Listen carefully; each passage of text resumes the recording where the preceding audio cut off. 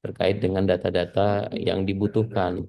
Lalu ada data jadwal. Nah, data jadwal ini pun didapat dari proses yang tadi sudah dilakukan di awal tuh, Pak, terkait dengan penjadwalan perkuliahan. Nah, kita menampilkan datanya agar nantinya ada acuan dari sisi dosen terhadap jadwal perkuliahan yang nantinya akan diajar. Nah, sebelumnya kita masuk yang namanya ada administrasi perkuliahan. Jadi, sebelum bisa si dosen tersebut memulai perkuliahan, ada penentuan modul namanya modul perkuliahan atau bisa disebutnya apa ya, kayak rencana pembelajaran gitu kali ya, Pak. Jadi nanti akan ada muncul detail mata kuliah yang diajar oleh si dosen tersebut sesuai dengan jadwalnya masing-masing. Lalu nanti ada pokoknya dulu apa yang nanti akan diajar oleh si dosen tersebut. Kemudian si dosen akan menentukan nih periodenya kapan yang mereka akan set nih. Baru nanti selanjutnya dia harus tentuin sub pokoknya. Jadi dia akan nge-breakdown lagi nih Pak. Kenapa ini harus dilakukan? Karena ini menjadi prasyarat untuk informasi ke sisi mahasiswa juga. Jadi si mahasiswa sudah tahu, oh di hari Selasa sub pokok modulnya adalah ini dengan sub pokoknya ini gitu. Nah, kalau ini tidak dilakukan, maka nanti proses absensinya tidak bisa dilakukan oleh dari sisi dosen. Jadi dosen ada proses penentuan ini, baru selanjutnya RPS ya Pak, rencana pembelajaran semester. Nah, ini baru nanti dia bisa melakukan proses absensi. Nah, nanti absensinya yang akan dilakukan oleh dari sisi dosen. Nah, ini tinggal absensinya apakah dia mau dipanggil ataukah menggunakan QR seperti yang tadi Mas Aditya sampaikan. Nah, konsep kami menilai absensi itu bukan hanya mencatat kehadiran dari sisi mahasiswa, tapi juga mencatat keaktifan proses absensi yang dilakukan oleh pihak dosen. Jadi ada tiga kriteria, Pak. Ada yang on time, artinya si dosen mengabsen di periode waktu sesuai dengan periode perkuliahan dilakukan. Kalau misalkan si dosen kelewat mengabsen di hari H+1, maka dia almost. Kalau misalkan dia di H+2, maka dia dikategorikan late. Jadi dari pihak kampus harapannya KPI-nya ada dua nih, satu dari EDOM yang tadi sudah Mas Aditya sampaikan, ada juga salah satunya adalah dari sisi penilaian absensi terhadap keaktifan dari sisi dosen. Nah, kalaupun mau menggunakan QR, nah ini konsepnya kayak gini. Nah, jadi secara proses nanti QR-nya di-scan oleh aplikasinya si mahasiswa, mobile apps-nya, sehingga nanti dia akan langsung tercatat. Nah, lalu selain absensi, nantinya si dosen pun punya pegangan namanya rekap absensi. Artinya kalau memang si dosen tersebut butuh terkait dengan rekap kehadiran di periode bulan Februari, di periode bulan Januari, yang mungkin saat ini masih harus koordinasi dengan pihak akademik, saat ini dia bisa melakukan menarik sendiri nih Pak datanya. Dan data-datanya sendiri nantinya bisa diekspor baik PDF maupun Excel sebagai pegangan dari sisi dosen. Kemudian terkait dengan pembelajaran ada yang namanya RPS. Nah, RPS ini akan disesuaikan tergantung dari sisi pokok bahasannya. Jadi materinya apa, kemudian materi yang nanti akan diajarkan apa, modulnya apa. Nah, ini yang tadi mungkin Mas Adit sudah sampaikan nih materinya bisa ditentukan Pak maksimum size-nya. Defaultnya kami ada kebutuhan kalau di sisi si pinter ada di 15 megabyte per file. Tapi kalau misalkan dari pihak kampus mau menghemat alokasi storage yang sudah kita siapkan, misalkan maksimumnya hanya di 5 megabyte aja pun tuh memungkinkan. Lalu ada terkait dengan assignment task atau penugasan. Jadi penugasan pun bisa dibuat oleh sisi dosen di sini. Nah, yang menarik adalah di proses penugasan ini ada detail penugasan yang mana dosen bisa melakukan koreksi terhadap tugas yang sudah dilakukan oleh sisi mahasiswa. Nah, yang sudah mengumpulkan tentu saja. Kemudian dosen bisa menegaskan kembali terkait dengan instruksi terkait dengan tugas tersebut.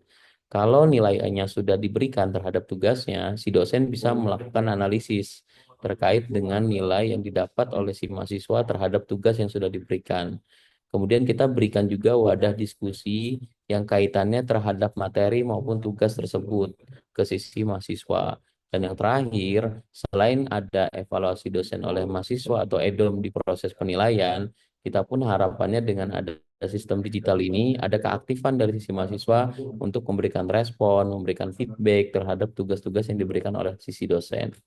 Nah, itu dari sisi penugasan. Dan yang terakhir, kalau di sisi perkuliahan, kita ada yang namanya jadwal kelas. Artinya jadwal kelas ini adalah proses penjadwalan terhadap materi atau jadwal mata kuliah di luar jadwal kuliah itu. Misalkan ada kegiatan diskusi, ada kegiatan kunjungan ke perusahaan atau studi banding, nah itu bisa ditambahkan di sini. Ini dari sisi administrasi perkuliahan. Nah, mungkin aku lanjut sedikit ya Pak untuk menuntaskan. Yang kedua itu ada yang namanya proses penilaian. Kalau penilaiannya di sisi kampus itu jauh lebih sederhana dibanding penilaian yang sudah kita bisa jalankan di K12 Pak atau level sekolah SMP SMA, karena kurikulumnya agak ribet. Kalau mereka tuh ada intrakurikuler, ada proses yang namanya penilaian project atau P5. Nah, kalau di sisi dosen acuannya adalah di RPS tadi, di modul tadi. Jadi awalnya adalah si dosen tetap harus mengikuti modul pembelajaran yang nantinya akan diajar. Kemudian sebelum bisa melakukan proses penilaian, si dosen harus menentukan nih berapa bobot persentase yang dari sisi modul pokoknya ini. Kemudian maksimum nilainya berapa, nah, ada formulasi statusnya seperti apa, baru dia bisa lanjut ke proses penilaian. Dan nantinya si dosen itu akan menilai berdasarkan modul pokoknya masing-masing. Nah, ini kayak gini nih. Ini karena prosentasenya belum diberikan, artinya belum bisa dilakukan proses penilaian. Lalu kita juga berikan proses kemudahan untuk terkait penilaian itu di sisi upload. Jadi nanti kita siapkan template, kemudian template-nya ini bisa di-download oleh pihak dosen, kemudian nanti bisa di-upload kembali ke si sistem. Yang penting sesuai dengan template yang sudah kita siapin. Lalu jika sewaktu-waktu si dosen butuh terkait dengan apa namanya data penilaian, nah itu si dosen pun punya ruangnya di sini. Kalau di sekolah mungkin namanya ledger ya Pak. Nah, lalu yang terakhir nih, nah dia pun nantinya ada proses untuk terkait dengan kayak administrasi terhadap anak-anak yang dibimbing. Nah ini aturan penilaiannya belum dibuat nih Pak, nanti harus dibuat dulu. Cuman fiturnya itu ada administrasi terkait dengan kemahasiswaan, artinya data rekap absensinya, kemudian sampai dengan proses print out-nya. Kalau memang dibutuhkan KIP atau KHS yang bisa dikoordinir dengan dari sisi akademik, LMS, level kampus yang kami sudah jalankan di sisi Pinter. Mungkin dari sini ada yang mau ditanyakan, monggo Bapak Ibu.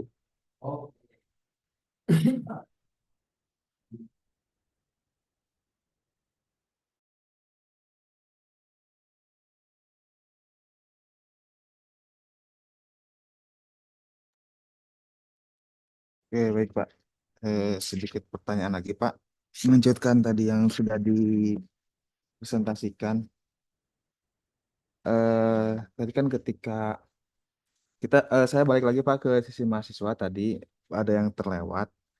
Itu kan tadi untuk menampilkan hasil penilaian mahasiswa diwajibkan terlebih dahulu untuk mengisi feedback ya. Feedback untuk setiap dosen di akhir pembelajaran ya Pak ya. Betul Pak.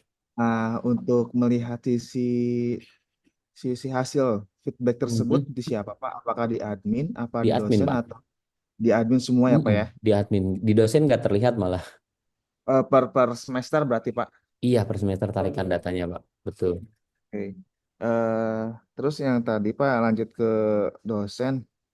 Mhm. Tadi ketika setiap masing-masing dosen report nilai, itu Iya. yang ada approval dulu tuh, Pak, approval dari dosen Mhm. prodi misalkan dari Mhm. prodi atau dari AK atau dari langsung dari sisi admin Pak atau bagaimana?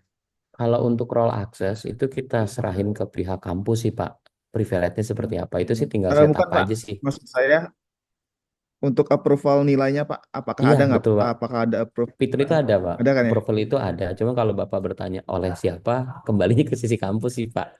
Nanti role access-nya tinggal diatur. Oh, Tapi proses approval-nya ada, Pak. Justru approval-nya dari awal ada dua ya. Ada tinggal diaktifasi pun atau bisa diaktifasi atau tidak. Satu, approval ketika penentuan formulasi persentase nilainya. Yang kedua adalah approval ketika nanti nilainya mau dirilis misalkan atau dipublikasikan. Nah itu tinggal, oh yang ini nggak perlu diaktifasi, yang perlu diaktifasi publikasinya aja, itu pun memungkinkan. Gitu Pak.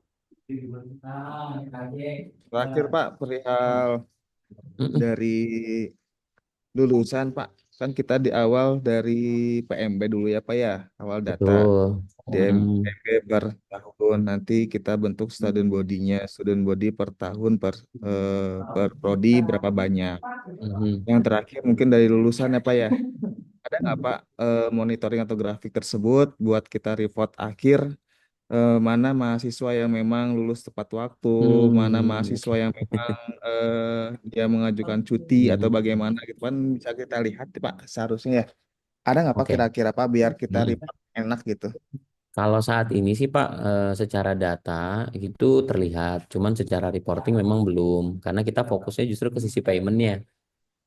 Terakhir tuh. Jadi memang update feedback terakhir justru lebih kepada berapa banyak mahasiswa yang masih memiliki tunggakan, berapa banyak persentase mahasiswa yang belum menyelesaikan terkait perihal keuangan. Lebih fokus ke situ sih Pak memang. Nah, sehingga data statistik untuk reporting dari sisi yang dibutuhkan dari sisi akademik yang memang belum kami provide sampai saat ini sih gitu Pak. Tapi memungkinkan untuk bisa dikembangkan nanti. Kita biasanya secara implementasi itu kita sesuaikan dengan feedback ketika nanti proses implementasi sih Pak yang dibutuhkan dari sisi klien itu apa gitu sih Pak. Oke, berarti ketika kita nanti ada beberapa fitur yang memang harus menyesuaikan dengan skema dari kita, Itu dari pihak memungkinkan Pak. bisnis ini bisa memungkinkan ya Pak. Memungkinkan Bapak. Ada kuotanya memang nanti yang akan dijelaskan oleh tim analis. Itu Pak. Oke. Perihal tadi Pak pembicaraan mengenai payment Pak. Boleh diinformasikan Pak paket-paketnya apa saja Oh dan siap. juga berapa per bulan atau per mahasiswa atau nanti apakah ada skema lain untuk perguruan tinggi atau bagaimana Pak? Siap Pak. Mungkin untuk komersial dari sisi Mas Aditya. Enggak Mas Adit. Baik, terima kasih Mas Fuad. Nah, untuk sisi komersial ya Pak. Nah, sudah tampil ya Pak? Sudah Pak? Sudah ya. Jadi tergantung paket yang nanti mana Bapak ambil. Secara si printer ini kami default paketnya mulai dari starter, scale, dan premium. Nah, kalau untuk starter, biasanya kita fokus dari sisi penerimaannya dulu nih Pak. Dari penerimaan mahasiswa, kemudian penerimaan pembayaran, sampai nanti ada reminder. Jadi ketika ada orang mahasiswa yang belum melakukan pembayaran tepat waktu, nanti kita siapkan notifikasi reminder untuk diingatkan ke sisi orang tua via WhatsApp. Nah, ini untuk paketnya starter. Kalau untuk paket scale, itu upgrade-nya dari starter, Pak. Tambahannya ada di siakat, tadi terkait tugas dan materi perkuliahan. Kemudian untuk paket premium, ini upgrade-nya dari paket scale, tambahannya itu ada CBT, Pak. Jadi nanti CBT ini bisa dimanfaatkan untuk ujian masuk online atau terkait ujian mahasiswa di kampus. Nah, yang terakhir itu kita berikan juga akses perpustakaan, Pak, digital library. Nah, secara akses, starter scale ini aksesnya online, Pak. Jadi bisa diakses melalui laptop, atau PC atau handphone browser. Dan untuk premium itu aksesnya dua Pak, online dan aplikasi. Jadi nanti bisa di-download di Play Store atau di App Store untuk iPhone. Namanya si Pinter. Jadi aksesnya bisa dua. Namun tidak menutup kemungkinan kalau misalkan Bapak mau paket starter dengan aplikasi. Nanti bisa disesuaikan terkait biayanya. Nah, untuk skema biayanya Pak, kita ada dua, yaitu subscription itu secara biaya bulanan, itu mulai 10.000 sampai 35.000 Pak. Nah, semisal Bapak ada pilih paket starter, 10.000 ini akan dikalikan dengan jumlah siswa yang ada di ITM, jumlah mahasiswa yang ada di ITM. Nah, setiap bulannya kita akan berinvoice mengirim biaya tagihannya itu ke yayasan Pak. Tinggal nanti dari sisi yayasan mengambil alokasi untuk biaya berlanggannya dari mana itu nanti dari sisi yayasan.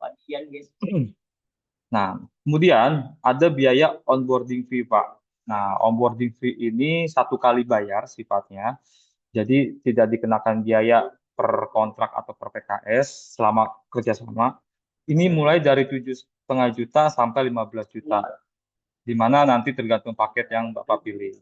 Nah, apa aja yang ada komponen di biaya onboarding? Biaya onboarding ini biaya migrasi, Pak. Jadi nanti ada mahasiswa yang sudah berjalan saat ini, kita migrasiin ke dalam sistem supaya nanti mendapatkan dashboardnya termasuk dari username dan passwordnya.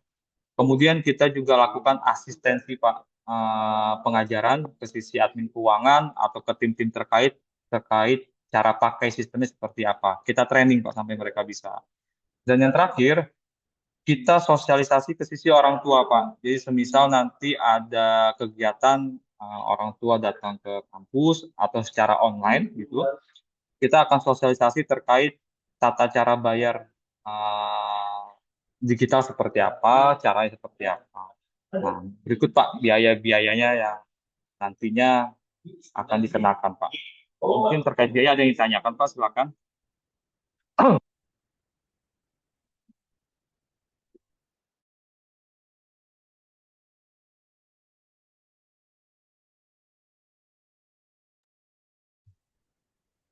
Jadi semisal Bapak di tahap awal menggunakan starter dulu nih Pak.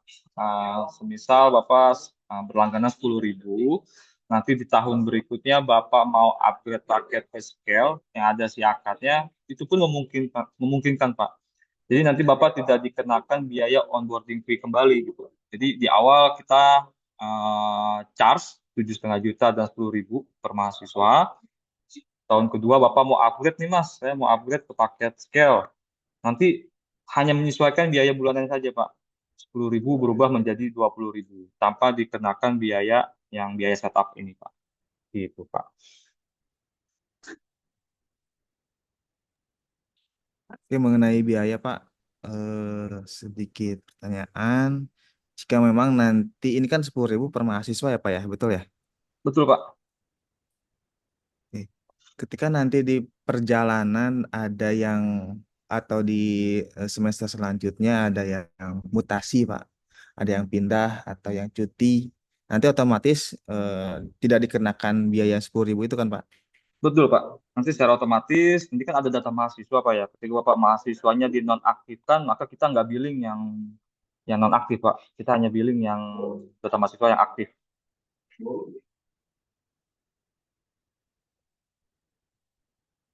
Gitu Pak.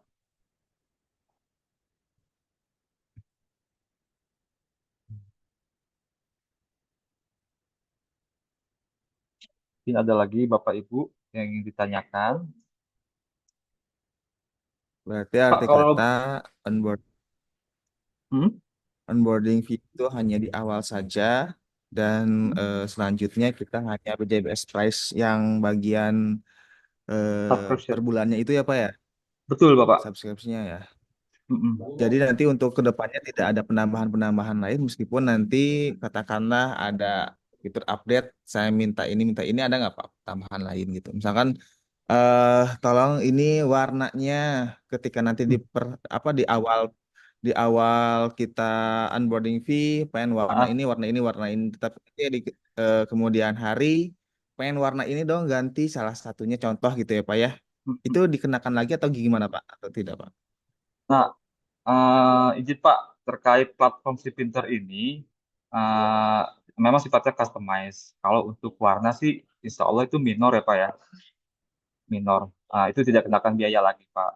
Nah, berbeda dengan sifatnya major Pak. Nah, nanti biasanya ada tim analis kami. Kalau memang seumpama perubahan itu sifatnya major, itu pastinya akan dikenakan biaya Pak. Tapi kalau semisal perubahan itu minor, itu tidak dikenakan biaya sih Pak.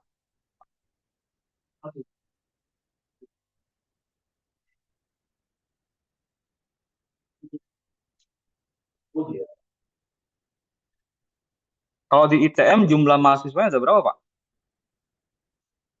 Total.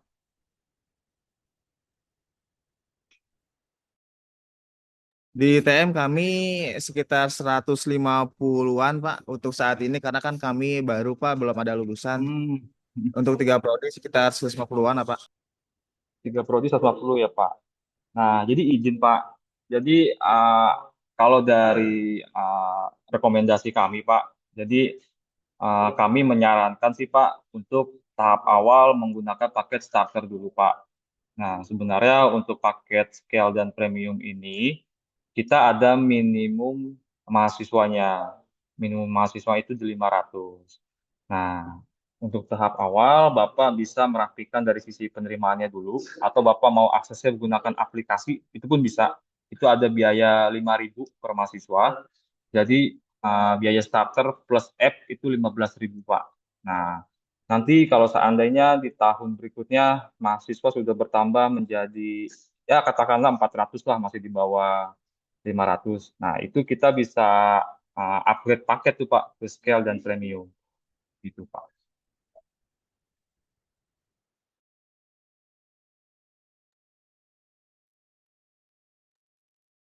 Oke, baik yang lainnya dari keuangan silakan nih. Saya Pak Ilmi ya. Aman. Eh, Inilah Bapak-Bapak yang dari BJBS ya ingin Iya Pak. bertanya begini Pak.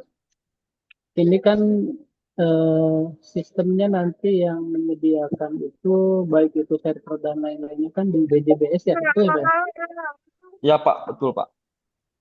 Nah, nah, misalkan nanti kan suatu saat misal di UTM punya server tersendiri itu integrasi misalkan di BJBS bisa, misalkan di kita juga punya backup lah istilahnya gitu ya. Itu memungkinkan nggak Pak? Terkait server itu memungkinkan Pak. Cuma nanti karena kan server ini kan ada beberapa spesifikasi yang khusus ya Pak. Spesifikasi yang Hmm, khusus yang dimana nanti bisa berjalan katakanlah di RAM berapa, di size berapa gitu kan. ya, ya, ya, ya. Ah, Mungkin Misalkan izin nanti ya kita Pak. pengen Eh, mirroring lah istilahnya mirroring eh, kan. Itu kan izin ya data Bapak. data Mm-mm-mm. kita ya gitu ya. mm, Betul, betul. mm, Heeh. Jadi konsepnya sih kalau karena ini kita konsepnya SaaS, jadi yang kita Hmm, siapkan dengan konsep subscription dia tidak project based Pak. Jadi kalau misalkan nantinya sudah running kemudian dimigrasikan ke server in-premise yang nanti Bapak siapin, untuk saat ini kita belum bisa, tapi kita bisa menyediakan layanan microservices nih, semisal Bapak lagi mengembangkan in-house sistem baru terkait dengan paymentnya. Bapak butuh hanya dikonekkan dari sisi paymentnya saja. Kita bisa microservices dengan menggunakan API. Itu memungkinkan, baik itu terkait dengan payment maupun terkait dengan proses pintrokes. Tapi kalau untuk fitur-fitur terkait dengan LMS, kemudian terkait dengan admission, itu memang secara proses jalannya memang sebagai SaaS sih Pak. Jadi di cloud base, ya, ya, ya. gitu sih Pak untuk saat ini. Siap, siap, Gitu siap. Bapak. Nah, kemudian berikutnya nih ya.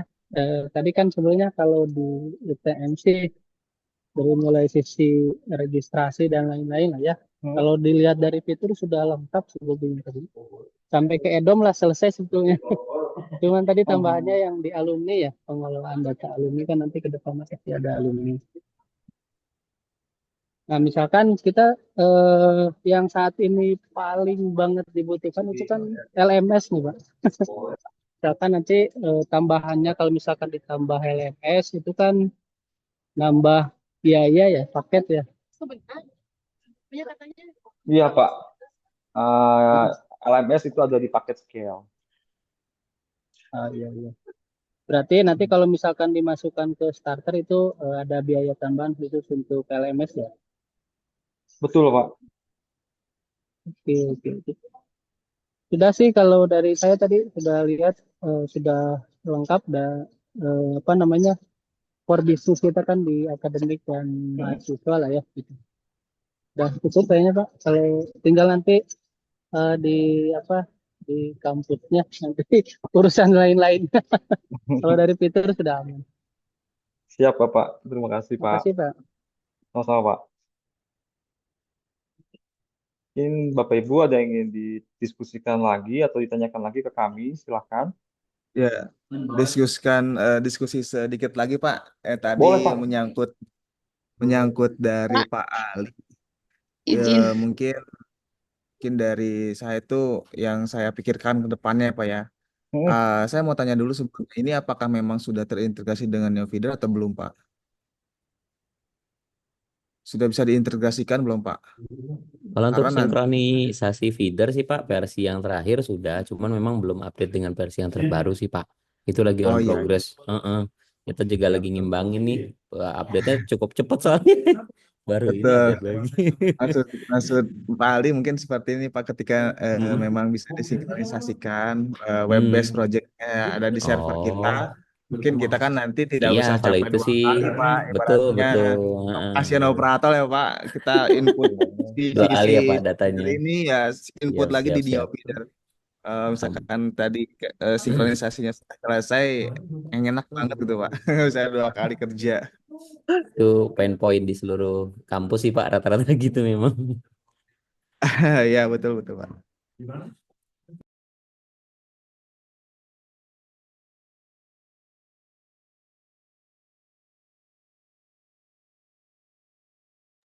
Jin silakan, ada lagi.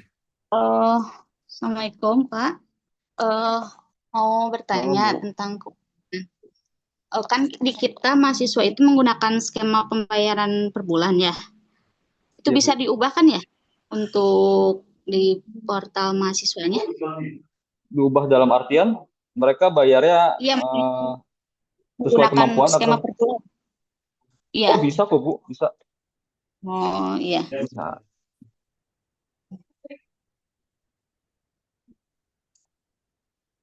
Bisa disesuaikan kok Ibu terkait skema pembayarannya entah per 1 semester di mahasiswa itu nyicil misalkan batasnya 1 semester Iya. atau biaya flat setiap bulannya berapa gitu misalkan Oh, juta. iya. Nah, nanti tergantung nanti regulasi dari sisi kampusnya sih Bu. Nanti kalau misalkan untuk data mahasiswanya, Ya Bu. skema per bulannya itu dikasih formatnya atau gimana, Pak? Untuk memasukkan ke aplikasi ini. Iya, jadi nanti di awal ini dari tim kami Bu yang akan bantu migrasiin. Jadi dari sisi ITM Ya. hanya siapkan datanya saja. Kami kirimkan template ya Bu, template untuk mengisi Oh, data. iya. Nanti Ibu isiin, nanti kirimkan lagi ke kami dan kami migrasiin ke dalam sistem. Oh, siap ya, Pak. Siap Makasih, Bu. Pak. Sama-sama Ibu.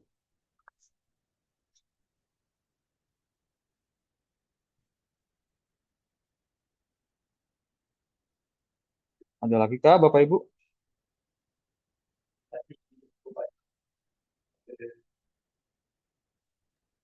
Ya, satu lagi, Pak. Boleh Pak? Eh, itu nanti itu kan web base ya. Ya Pak. Eh, web base itu nanti ya mudah-mudahan bisa dengan ini ya, web profil ya sekalian ya. Tidak hanya maksudnya tidak hanya sisi bisnis dari registrasi, akademik dan lain. Plus misalkan web web apa front end depannya gitu untuk kampusnya gitu sekalian. Termasuk nggak? Kalau itu nggak termasuk sih Pak gitu, karena kan kami nempelnya dari domain utamanya Bapak nih, website utamanya Bapak, kami hanya nge-sub di Hmm, halaman utamanya aja sih Pak yang kami provide. Tapi berarti terkait nanti halaman utama Bapak yang tidak. si pinter itu nanti apa namanya ngikut di web utama kampus ya Betul, berarti ya. betul, betul Pak. Oke oke oke oke.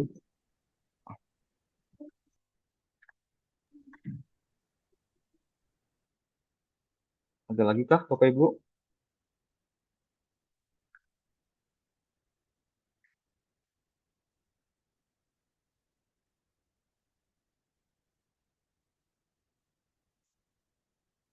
Atau sudah cukup terkait penjelasan kami?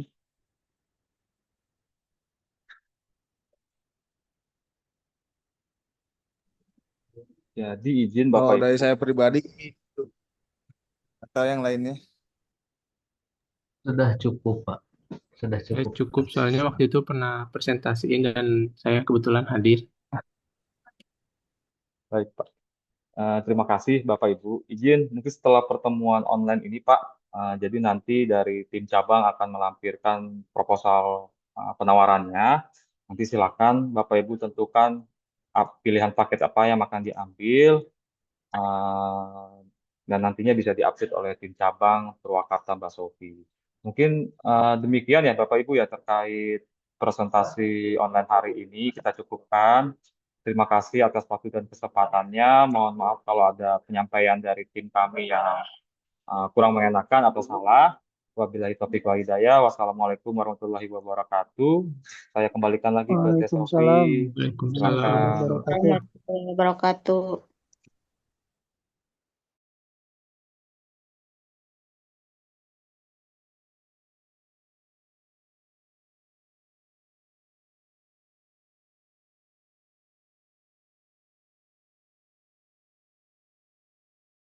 Baik, terima kasih untuk Pak Fuad dan Pak Aditya atas presentasi terkait dengan aplikasi Si Pintar. Mudah-mudahan apa yang telah dipresentasikan itu bisa membantu Institut Teknologi Muhajirin dari berbagai sisi, baik sisi pendidikan maupun sisi keuangannya.